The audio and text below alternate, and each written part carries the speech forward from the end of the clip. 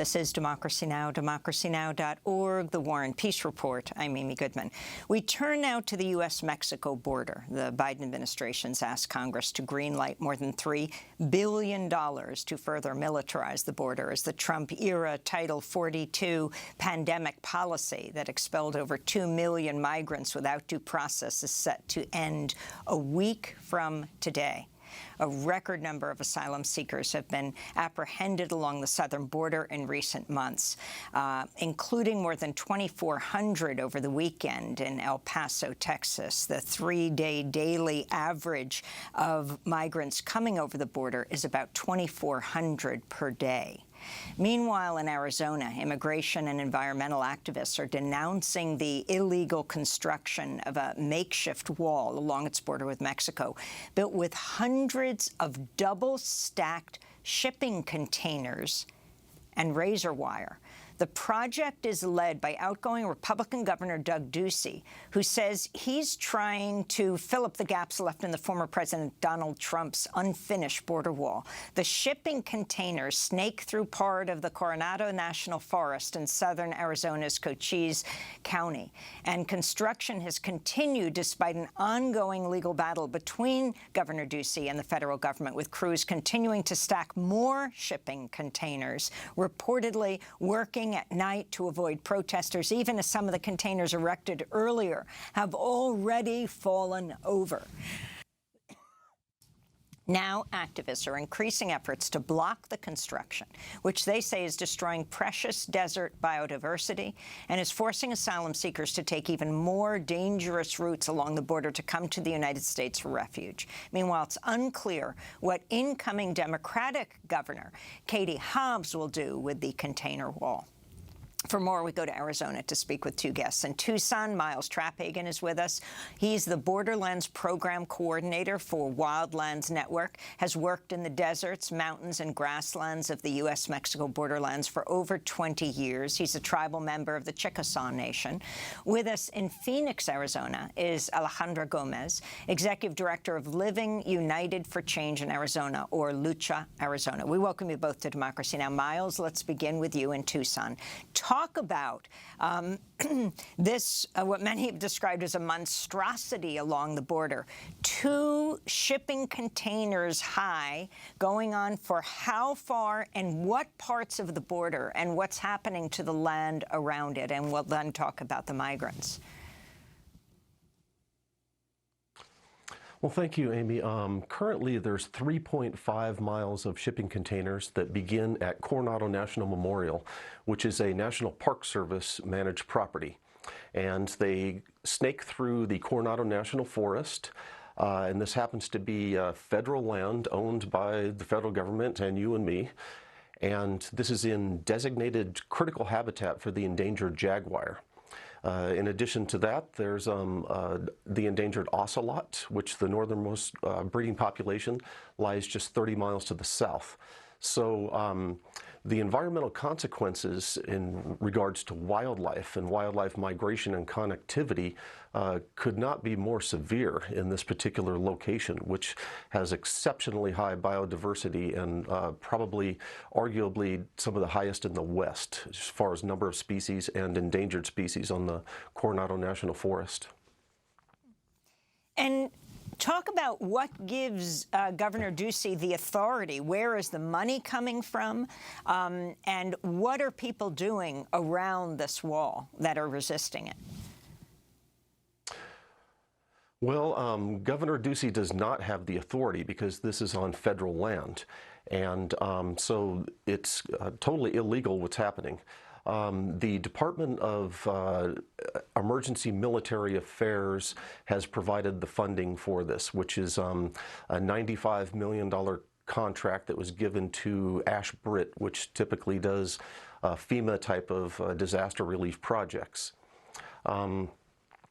The Coronado National Forest was established in 1902 5 years later, the Roosevelt Reservation was established by President Theodore Roosevelt. This is a 60-foot wide strip that begins just west of El Paso on the Rio Grande and goes all the way to the Pacific Ocean. This allows the federal government to have control over this area for border security and commerce purposes. The Secretary of Homeland Security has the authority under the Real ID Act of 2005 to waive all laws for the construction of border barriers.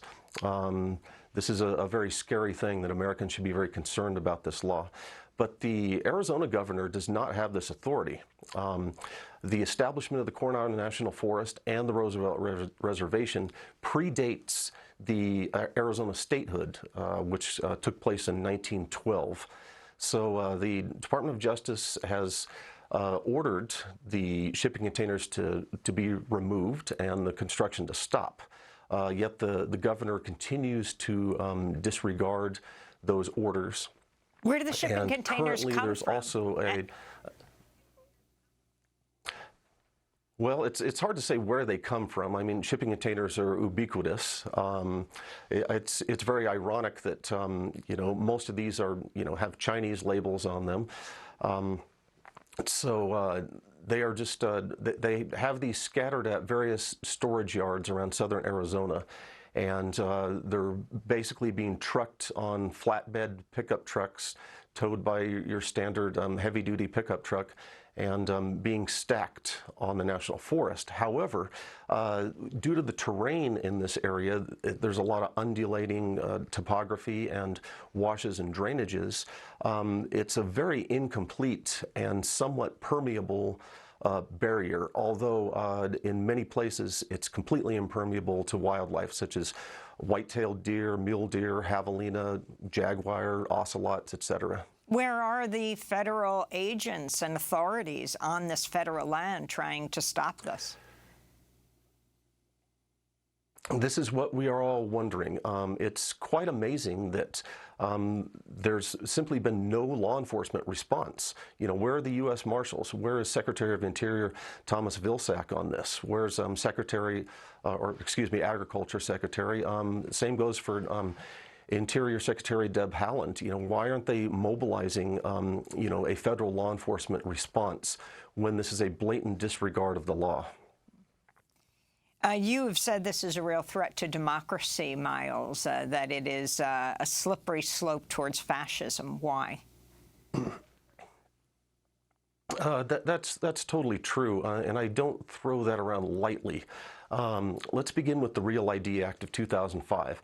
This was passed in the wake of 9/11, and you know, you ask yourself, how can the Secretary of Homeland Security, which is a politically appointed, unelected official, have the ability to waive laws dating back to 1890 and up to almost the present? These laws include the Endangered Species Act, the Clean Air Act, the Clean Water Act, the Native American Graves Protection Act, etc. Up to about 60 laws have been waived for the construction of border barriers. It's quite amazing that, you know, both houses of Congress passed these laws and signed into law by whoever the sitting president was, and then surviving a century of judicial review. I think Americans need to be very concerned about this, because this pertains to probably about 80% of the whole U.S. population would lie in the jurisdictional zone of border security, which is 60 miles from the border, both on the Canadian side and the Mexico side. So we need to be vigilant about protecting our democracy.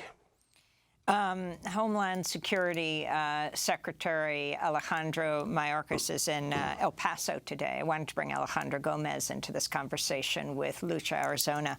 Can you talk about what this means for migrants coming over the border? Yes. You know, what we have seen for our communities is that there has been, from Governor Ducey and also the Arizona legislature, over $300 million that were allocated in this past legislative session for extending the border wall, for the criminalizing and the targeting of migrants that are simply coming over in search of a better life for their families. And so we have been vigilant, in this past election cycle. We knocked over 450,000 doors, and a good portion of them were along the Yuma and the Cochise border. And what we're seeing is that right now, our communities are responding with aid. We have been seeing that for the past year, and that our communities are also, the border has always been painted as, from past Governor Jambuer and now Ducey also, as a place where terror is happening. And what we have found is quite opposite. And so we're trying to signal that there needs to be federal solutions to the immigration, humanitarian, both aid, and communities that are just seeking a better future. We just reported in headlines today that according to POGO, that's the Project on Government Oversight, over 300 people listed on the Oath Keepers membership rolls, that far-right white supremacist group led by Stuart Rhodes, who just got convicted of a seditious conspiracy. Over 300 people listed on their membership rolls have worked for the U.S. Department of Homeland Security, taking up jobs with the Coast Guard, the Border Patrol, ICE, and the Secret Service. Does this surprise you, Alejandra?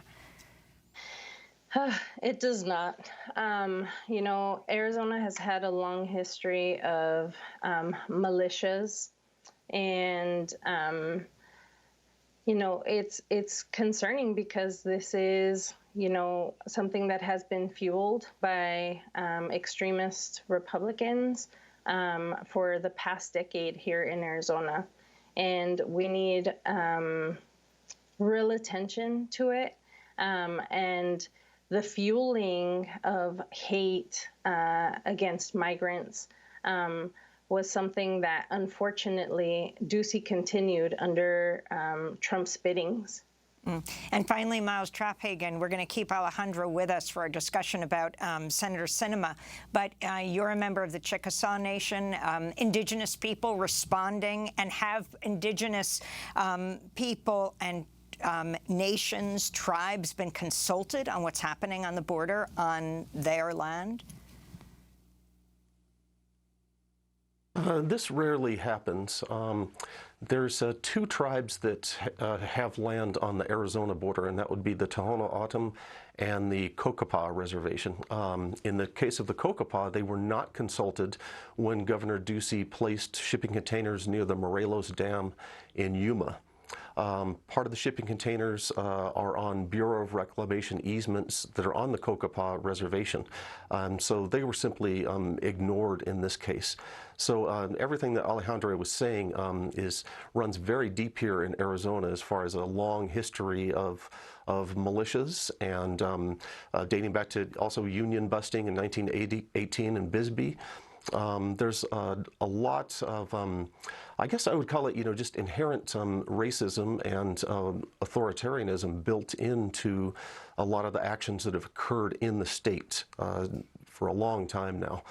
So this is of grave concern to me. And Myles, not only ignored, because but in a number of cases arrested. Exactly, yeah.